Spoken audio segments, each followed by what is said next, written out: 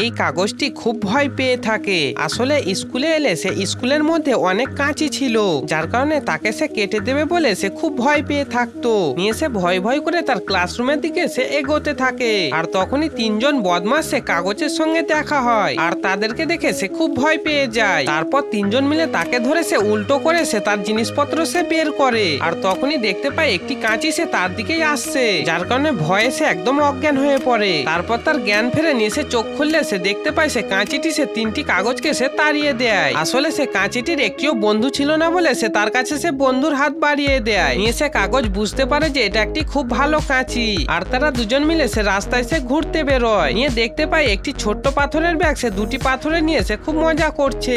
আর সে তিনটি পাথরকে দেখে সে কাঁচি একদমই ভয় পেয়ে যায়, নিয়ে সে ছুটতে পালিয়ে যায়। কিন্তু কাগজ সে কিছুতেই ভয় পায় না, আর সে দুটি বদমাস পাথরকে সে ভয় দেখে তাড়িয়ে দেয়। তারপর ছোট্ট পাথরে সে ব্যাগটিকে সে তুলে সে তার হাতে দেয়। নিয়ে পাথরও এই দেখে সে খুব খুশি হয়ে যায়। আর তখনই কাগজ সে তার কাঁচি বন্ধুকে ডাকে। নিয়ে সে ছোট্ট পাথরটি সে কাঁচিটিকে একটি ফুল দেয়, যার কারণে সে পাথর, কাঁচি ও কাগজ সে খুব ভালো বন্ধু হয়ে যায়। তো বন্ধুরা, তোমার প্রিয় বন্ধুর নামটি সে কমেন্টে লিখে দাও।